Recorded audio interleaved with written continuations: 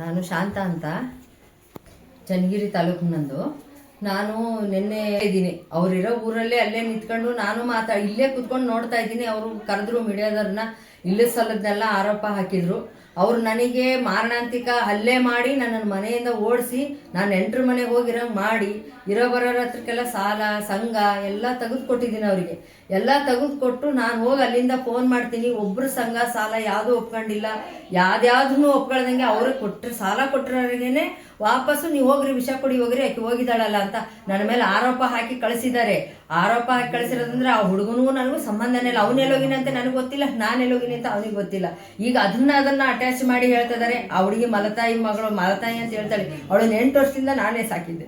ಮಗಳಿಗಿಂತ ಹೆಚ್ಚಾಗಿ ಸಾಕಿ ಪ್ರತಿಯೊಂದೂ ಆಧಾರ ಇಟ್ಕೊಂಡಿವಿ. ನಾವು ಪ್ರತಿಯೊಂದೂ ಅಷ್ಟು ಚೆನ್ನಾಗಿ ಸಾಕಿರೋದಕ್ಕೂ ಆಧಾರ ಐತೆ ಇಟ್ಕೊಂಡಿದ್ದು. ಇವತ್ತು ಹಿರೇ ಹೆಂಡತಿ ಡೈವರ್ಸ್ ಮಾಡ್ಕೊಂಡಿದ್ರು.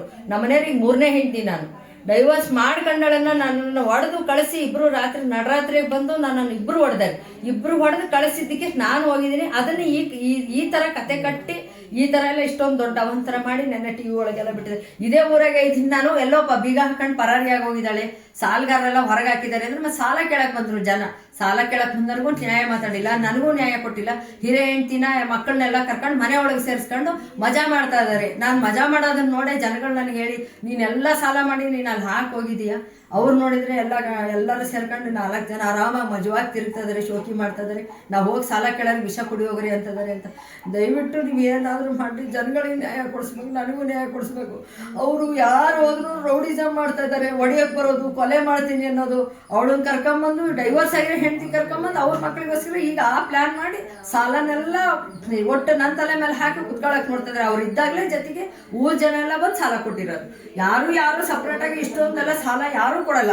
ಇಷ್ಟು ವರ್ಷ ಆಗಿದ್ದು ನಾನು ಬಂದು ಇಲ್ಲಿದ್ದು ಈ ಊರಾಗ ನೋಡ್ತಾ ಇದ್ದಾರೆ. ನಾನು ಹಂಗಿರೋದಕ್ಕೆ ಜನಗಳೆಲ್ಲ ನನಗೆ ಬಾ ನಿನ್ಗೊಂದು ನ್ಯಾಯ ಕೊಡಿಸ್ತೀವಿ ನಾವು ಅಂತೇಳಿ ಅವ್ರು ಬಲವಂತ ಮಾಡ್ಕೊಳ್ತಾರೆ. ಹೊರತು ನಾನು ಜೀವಕ್ಕೆ ಎದ್ರಕೊಂಡು ಹೋಗಿದ್ದೆ, ಹೊರತು ನಾನು ಇದಕ್ಕೆಲ್ಲ ಹೋಗಿದ್ದಿಲ್ಲ. ಇಬ್ಬರು ಸೇರ್ಕೊಂಡು ಬಂದು ಹೊಡೆದಾರೆ. ಅವಳು ನಾನು ಲೀಗಲ್ ಹೆಂಡ್ತಿ, ನನ್ನನ್ನು ರಿಜಿಸ್ಟ್ರ್ ಮದುವೆ ಆಗಿದ್ದಾರೆ. ಅವಳಿಗೆ ಡೈವರ್ಸ್ ಮಾಡಿದ್ದಾರೆ. ಅವಳಿಗೆ ಡೈವರ್ಸ್ ಮಾಡಿದ್ಮೇಲೆ ನನಗೆ ಮದುವೆ ಆಗಿದ್ದಾರೆ. ಅವರು ಮದುವೆ ಆಗಿ ಈಗ ದುಡ್ಡು ಕಾಸಿಗೋಸ್ಕರ, ಈಗ ಮನೆಗೋಸ್ಕರ ನನ್ನನ್ನು ಈ ಥರ ಎಲ್ಲ ಮಾಡಿದ್ದಾರೆ. ಆಸ್ತಿ ಮನೆಗೋಸ್ಕರ ನನ್ನನ್ನು ಬೀದಿ ಬಂದ್ರೆ 10-15 ದಿವಸದಿಂದ ಬೇರೆ ಮನೆಗೆಲ್ಲ ಕಾಲ ಮಾಡ್ತೀನಿ. ಪಾಪ ಬೇರೆಯವರೆಲ್ಲ ಇಟ್ಕೊಂಡು ಅನ್ನ ಹಾಕ್ತಿದ್ರು ನನ್ನನ್ನು. ಅವರು ಆದ್ರೂ ಇವತ್ತಿಗೂ ಬಂದು ಒಂದು ಮಾತು ಕರೀಲಿಲ್ಲ, ಹೇಳಿಲ್ಲ. ನೆನ್ನೆ ಬಿಡಿಯೋದನ್ನು ಕರೆಸಿ ಮಾತಾಡ್ಬೇಕಾದ್ರೆ ನಾನು ಅಲ್ಲೇ ಕೂತ್ಕೊಂಡಿದ್ದೀನಿ. ಅವ್ರು ನಾನು ಇದ್ದೀನಿ ಅಂತ ಹೇಳಿಲ್ಲ, ಪರಾರಿ ಆಗೋಗಿದ್ದಾಳೆ ಅಂತ ಸುಳ್ಳು ಸುದ್ದಿ ಹಬ್ಸಿದ್ದಾರೆ. ಸಂಬಂಧ ಏನು ಇಲ್ಲ ರೀ, ಹುಡುಗನಿಗೆ ಯಾವ ಸಂಬಂಧ ಇಲ್ಲ. ಅವ್ರ ತಂಗಿ ಮಗನೇ, ಅವ್ರ ದೂರದ ಸಂಬಂಧಿ ತಂಗಿ ಮಗನೇ ಬಂದು ಮನೇಲಿ ಇದ್ದಿದ್ದು. ಆ ಹುಡುಗಿಗೂ ಅದಕ್ಕೂ ಕೊಡಬೇಕು ಅಂತಿತ್ತು, ಎಲ್ಲ ನಿಶ್ಚಯ ಆಗಿತ್ತು. ಅವಳು ಅವನು ಚೆನ್ನಾಗೇ ಇದ್ರು, ಚೆನ್ನಾಗಿದ್ದೆ ಮದುವೆ ಆಗಿರೋದು. ಬಲವಂತ ಮಾಡಿ ವಿಷ ಹಾಕ್ತೀನಿ ಅಂತಂದ್ರೆ ಯಾರು ಹೆದರ್ತಾರೆ ಈಗಿನ ಕಾಲದಲ್ಲಿ. ಅಲ್ಲೇ ಪಕ್ಕದಲ್ಲೇ ಅವ್ರಿಗೆ ಅವ್ರ ಅಮ್ಮ ಅವರ ತಂಗಿ ಎಲ್ಲ ಅಲ್ಲೇ ಇರೋದು. ಇನ್ನೊಂದು ಹೆಂಡತಿ ಏನಿದೆ ಡೈವರ್ಸ್ ಆಗಿದೆ, ಅದು ನಮ್ಮ ಅತ್ತೆ ಮಾವರ ಮನೆಯೇ ಅವಳಿಗೂ ಬಿಟ್ಟು ಕೊಟ್ಟಿದ್ದೆ. ನಿನ್ನೆ ರಾತ್ರಿ ಅಲ್ಲೆಲ್ಲೋ ಬೀದಿ ಮೇಲೆ ಮಲಗಿದ್ದಾರೆ, ಊರವ್ರು ಹೊರಗೆ ಹಾಕಿದ್ದಾರೆ ಅಂತ ಸುಳ್ಳು ಹೇಳ್ತಾರೆ. ಪಕ್ಕದಲ್ಲೇ ಮನೆ ಇದೆ, ಪಕ್ಕದ ಮನೆಗೆ ಹೋಗಿ ಎಲ್ಲರೂ ಮಲ್ಕೊಂಡಿದ್ದು. ಜನಗಳಿಗೆ ಗೊತ್ತಿಲ್ಲ, ಜನಗಳಿಗೆ ಅದನ್ನ ರೂಟ್ ತಪ್ಪಿಸಿ ಮಾತಾಡ್ತಾ ಇದ್ದಾರೆ. ಅಲ್ಲೇ ಪಕ್ಕದಾಗೆ ಬಿಟ್ಟಿದ್ದೀವಿ, ಅಲ್ಲೇ ಇದಾರೆ ಅವರು. ಆಗ ಅಕಸ್ಮಾತ್ ನನಗೆ ವಿಷ ಹಾಕ್ತೀನಿ ಅಂದಿದ್ರೆ ಒಂದು ತಾಯಿಗೆ ಹೇಳ್ತಿದ್ದಿಲ್ವಾ ಆಕೆ? ಇವತ್ತು ಕರ್ಕೊಂಡ್ಬಂದು ಸೇರಿಸ್ಕೊಳಕ್ಕೆ ಆ ಹುಡುಗಿ ಗುರಿ ಇದ್ದಿದ್ದು ಒಂದೇ, ನಾನು ಇವಳನ್ನೇನಾದರೂ ಮಾಡಿ ಓಡಿಸಿ ನಮ್ಮ ಅಪ್ಪ ಅಮ್ಮನ್ನ ಸೇರಿಸ್ಬೇಕು. ಅವಳು ಎಲ್ಲರ ಹತ್ರಕ್ಕೂ ಹೇಳಿರೋ ಜನಗಳು ಇಲ್ಲೇ ಸಾಕ್ಷಿ ಅದಾರೆ. ಈ ಥರ ಮಾಡಿ ನನ್ನನ್ನು ರೌಂಡ್ ಮಾಡಿ ಇವ್ರು ಪ್ಲ್ಯಾನ್ ಮಾಡಿ ನನ್ನನ್ನು ಹೊರಗಡೆ ಹಾಕಿ ಇದನ್ನೆಲ್ಲ ಕಥೆನೆಲ್ಲ ಕಟ್ಟಿ ನನ್ನನ್ನು ಬೀದಿಗೆ ತಂದು ನಿಲ್ಲಿಸಿದ್ದಾರೆ. ನನಗೆ ನ್ಯಾಯ ಕೊಡಿಸ್ಬೇಕು. ನಮ್ಮ ಜನ ಎಲ್ಲ ನಾನು ಸಪೋರ್ಟ್ ಮಾಡೋದಕ್ಕೆ ಅವ್ರ ಮೇಲೆಲ್ಲ ಅಪೋದಿಸ್ತಾ ಇದ್ದಾರೆ.